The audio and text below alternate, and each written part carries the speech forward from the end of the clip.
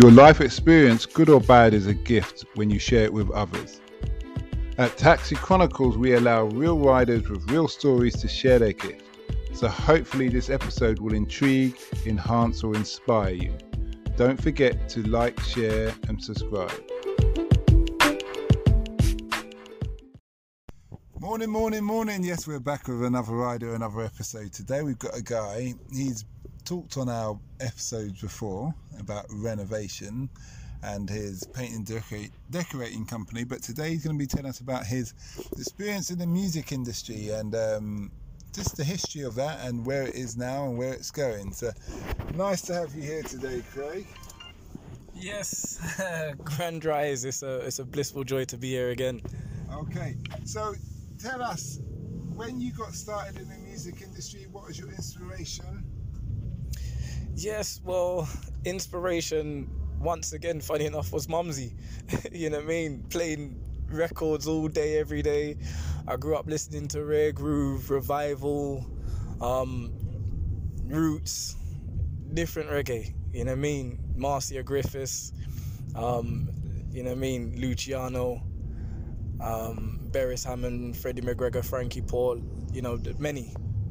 And just growing up on that vibe alone just inspired me differently to just move forward and have some level of involvement in music, you know, even if I was just playing it, you know, but being able to be a creator of it as well was a blissful joy from a young age. Okay, that's good. So what kind of music is it you do? Well, when I was as I mentioned before in the previous interview, you know, when I was heavily involved in the music industry before, I was doing, reggae style, hip hop, jungle vibe. You know what I mean? It was a good journey. Still, was able to release a video on YouTube, which received over 100,000 views in 2 days. It was called Broadway, featuring Barrington Levy. It was a good tune, you know. And it was produced by Nutty P. It was a good journey in that sense when that track was actually created. When we created that record, it was a good experience. But yeah, in relation to, you know, moving forward, it's just been an ongoing thing in relation to the music. The passion's always been there. I got involved in hip hop when back in the days of Busta Rhymes, when I heard "Which mother stole my flow? Eeny, meeny, miny, mo." I was like, whoa, like this guy is expressive. You know, I thought, yeah, the way how he was rapping in that, I thought, yeah, like he knows how to communicate with people, and you know, that became it for me. And there was a community group as well, UK. Back in the day, they were called the Syndicates. And I large up Desert. You know, he's an artist as well, and I large him up because he's been a large part of my inspiration in relation to me getting involved in hip hop. Because, like I said, I was more so reggae and everything, but in relation to my inspiration for hip hop and actually started rapping, I went studio with a group that I was in back in the day, and it was with the Syndicates as well, and they were all rapping, and oh my days, when I hear the way that they were expressing themselves and everything else, I was just so inspired to the point where I actually ended up writing a verse there and then. And they were like, yo, no, that sounds good, record it. And it was the encouragement I got from Desert and everyone else, you know. It was you know, Desert, Darky and many others, you know, the encouragement I got from them, it was so inspiring, and the support was there. It just made me say, you know what, I'm okay at this. So that's when I actually started rapping as well. So yeah, it was a good thing. What would you say to the 16-year-old you, knowing what you know now? Build your financial education. That's exactly what I would say. You know, enhance your mindset on financial education. It's imperative that you learn how to manage your finances and not just know how to save. And I say that because, you know, growing up, I'm very, very good at saving. But that was actually partly the reason why I stopped doing music for such a long time. You know, the children's mother was 4 months pregnant with my first child, and I was touring in Geneva. And when I was touring out there, I was just about to go on stage. You know, things were going good. You know, like I said, I just released a video on YouTube as well, so things were going all right, you know. And as I was just about to go on stage, it's like a gust of wind just hit me in the face and said, wake up. And that was the realization where I just said to myself, well, if I don't perform, I don't get paid. And that made me realize how vulnerable my state was. Mm-hmm. You know, because if I can't, you know, sing or do anything, then I'm not going to be able to support my baby on the way. So I said to myself, you know what are you lacking, Craig? And that's when I realized my financial education was so pants. You know, it was so pants. I didn't know how to, you know, make money, so to speak. Make money work for you, so to speak. Yeah, money do the work. Yeah, you know, I was out there working for it rather than having it work for me. So it made things a lot more difficult and put me in a, like I said, a vulnerable state. But yeah, it's a state that a lot of us in the entertainment industry, or even in the self-employment, you know, industry, we find ourselves, because we find ourselves, you know, pitting our, like, you know, trading our time for money and everything. So it kind of makes it a lot more difficult rather than having money work for you. But that's another story in relation to how I actually ended up doing that. But yeah, that's definitely another podcast for another day. No, you don't have to stay in music, it can branch into it. Oh, that's grand. Warren Buffett says you should have at least 7 forms of income. Yes. I don't know if you've heard that before. Yes. Yeah, because nothing is guaranteed. Mm-hmm. And there's another man that says you should have FU money. Yes. Which I really like that idea as well. I've actually had, you should put yourself in that position where you can just say to your employer, I'm not doing that, blah, blah, blah, you, and off you go. In that respect. I'm a big fan of that. I've done that quite a few times. Mm-hmm. That's how I'm doing Uber. But anyway, enough about me. So, with this music industry, when you did that hit one on YouTube, how was that experience? And did you take that further? So the experience with music. Yeah, with that music video that you pumped out on YouTube. Yeah, we actually. Yeah, so I went out, started distributing my music. We ended up selling over 72,000 copies. So it was alright. It was a good journey. However, like I said, when I got back from Geneva, I actually stopped doing music. That was actually the day when I actually stopped. And I just focused on the sales of music. I never went back in the studio again after that. And I just focused on being a father and building, you know, that stability, and re-educating myself on business and finance, you know, financial education as well. And that's when I became a business development consultant and a financial fitness specialist. And I was just touring around teaching a whole bunch of people the science of currency, of money, really. Okay, that's very interesting. So that journey, that sounds like another journey there. Teaching, what would you share with your kids about teaching the financial history of money or journey of money? That, in relation to the journey, what I can say I took from it, and that I'm always happy to express with everyone else, is that treat it as another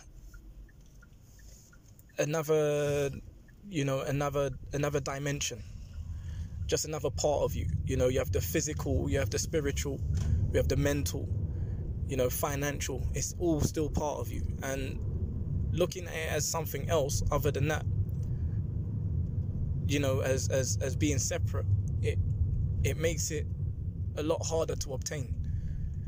You know, just seeing it as part of you, it makes it a lot more easier, and also easier to accept it, right, and respect it as well. You know, because I think that there's the lack of education means a lack of respect for it, and lack of imagination within it as well. Because I've said numbers to people that they've been like, what? You know, like, what's your goal? What do you want to be? You know, how much would you like to make? What's realistic for you? And they say, and I always receive the question, well, what's realistic for you? And I say, oh, well, quadrillionaire. They're like, what's that? Quadrillionaire is after a trillion. So quadrillion is the next one up. So that's when they all like, you know, it's just about people feeling that something is reachable for them. But the only way we can get there is if we educate our state of mind and just become more comfortable with it, in feeling as though it's as I said, it's just a part of us. It's just another dimension that we just have to reflect upon. That's all.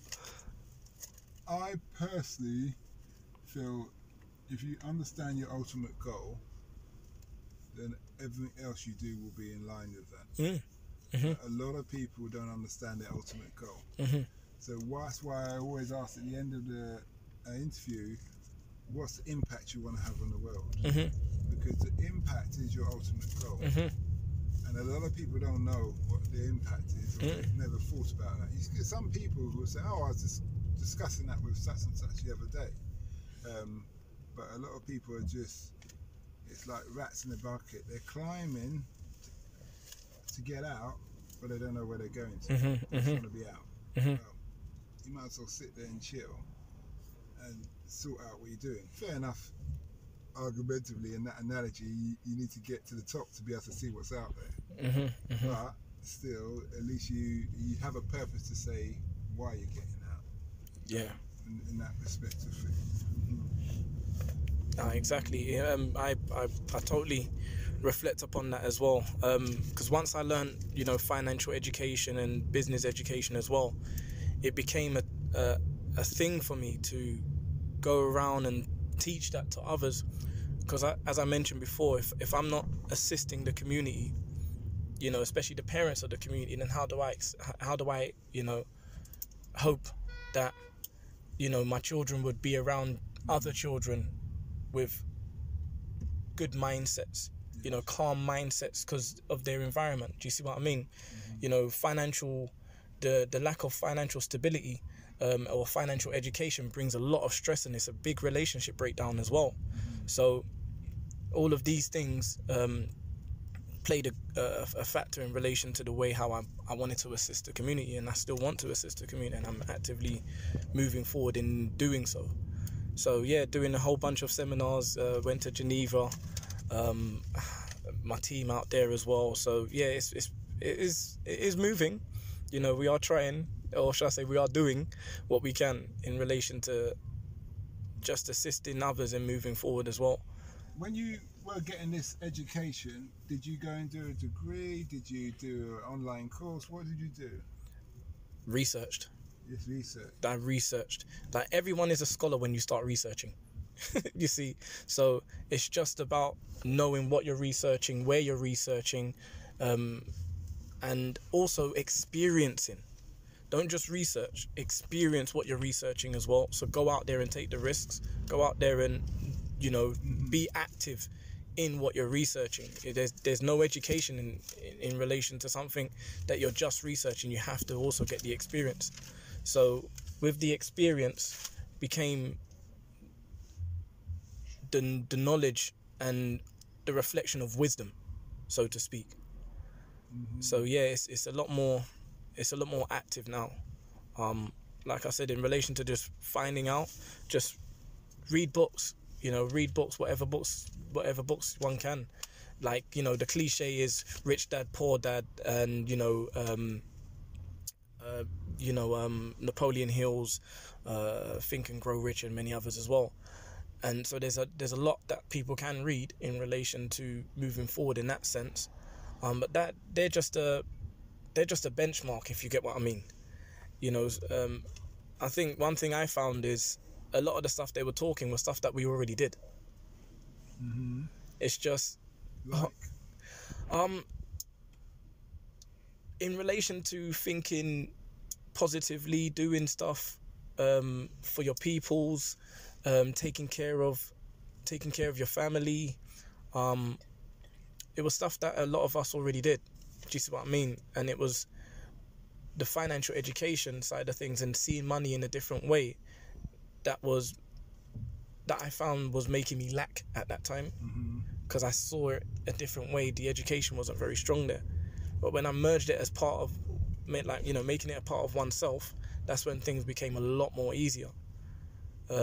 So yeah, like the education, even when one was searching stuff for it, it made it a lot more easier, because I knew what I was looking for now. They say the secret of financial education, and there's no secret at all. It's just whether you're willing to go out there and seek it.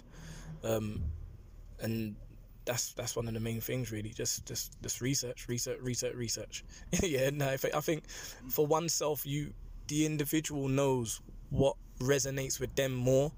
So I don't really like to suggest books and them stuff there, because it's what will resonate with you. Somebody can read the Quran or the Bible or something like that, and financial education in there will resonate with them more.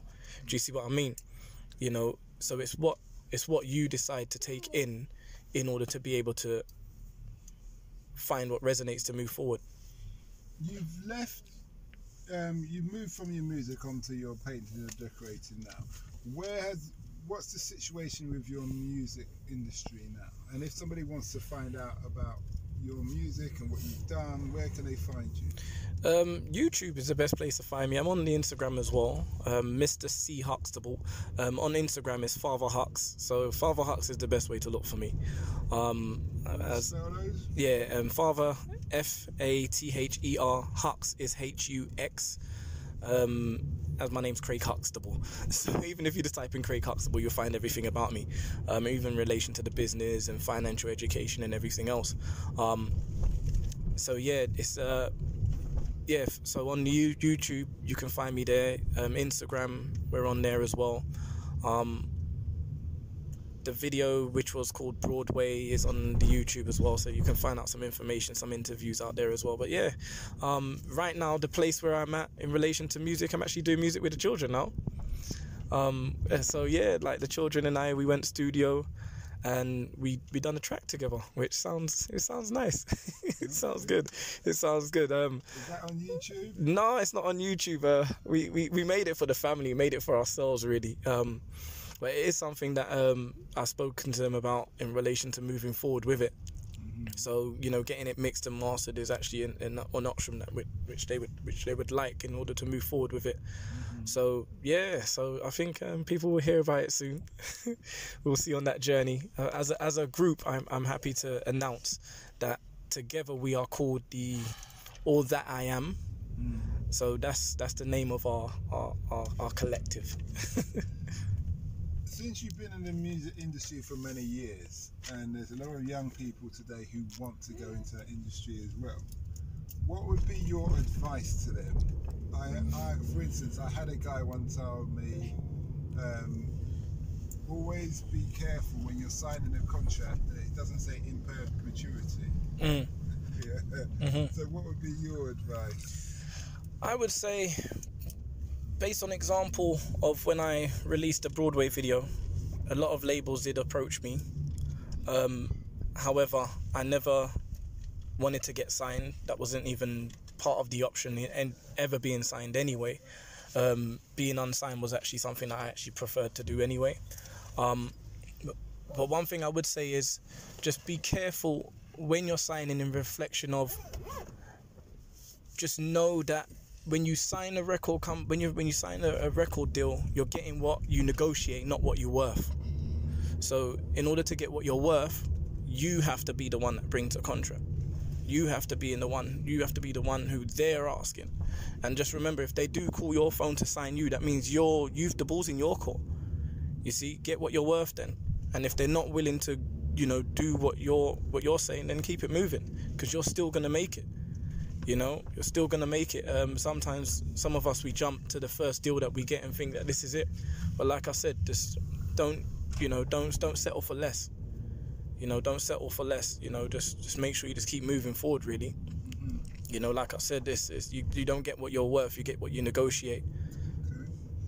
Well, thanks a lot for that, and we wish you well. Thank you, you too.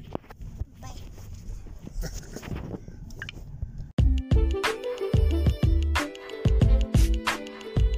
We hope you liked that Taxi Chronicles interview. Don't forget to share and subscribe to get the latest episode. Ever considered investing in the continent with the fastest growing economies and population on Earth? The same continent that holds 30% of the world's known natural resources. Listen to our sister podcast, Africa Investor Stories, where you hear real investors with real stories from around the world share their experience of investing in Africa. We post Monday and Thursday at 10 a.m. British Standard Time.